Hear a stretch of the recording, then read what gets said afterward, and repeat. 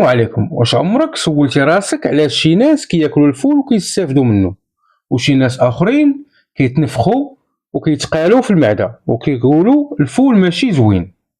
السبب ماشي في الفول، السبب في الطريقه اللي تيتحضر بها والطريقه اللي كيتناول بها.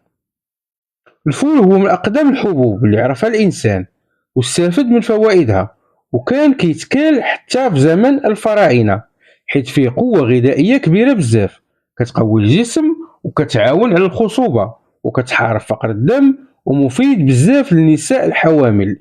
الشيء اللي تيخلينا نتسائلوا شنو فيه الفول؟ الفول فيه بروتين نباتي، الياف قويه، حديد، زنك، مغنيسيوم وفيتامين بي.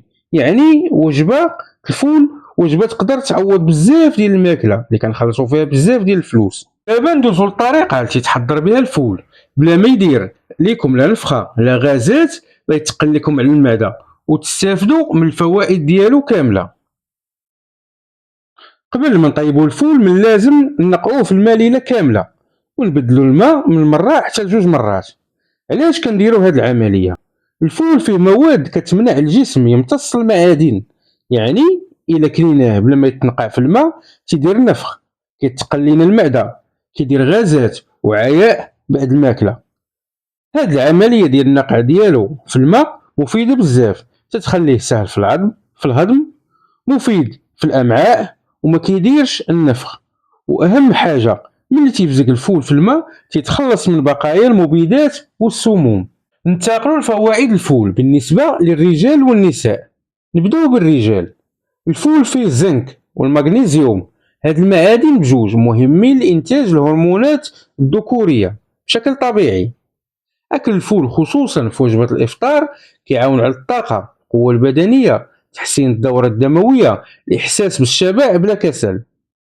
وباش نستافدوا منه كتر من الأحسن يكون مرفوق بخبز الشعير، لأن الخبز الأبيض ما تتلائمش مع خصائص الفول الغذائية.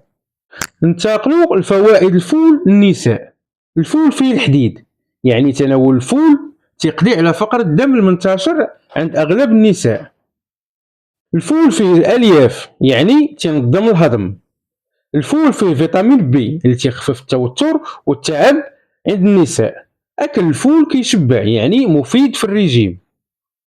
وأفضل طريقة لتحضير الفول من بعد ما نبيتوه ليلة كاملة في الماء، نسلقوه ونضيفوا ليه الثوم، الكمون، سكينجبير، زيت الزيتون، المعدنوس وعصير الليمون، ونتناولوه بالصحة والراحة.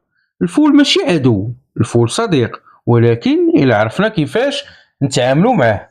دابا فهمنا علاش الفول ماشي غير ماكلة عادية، راه وصفة قوة كتشبع وكتعطي صحة طبيعية.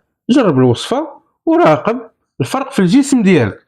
وإلا بغيتي وصفات طبيعية أخرى كتب لي في التعليقات وخلي لايك باش يوصلوا المعلومات للناس كتر.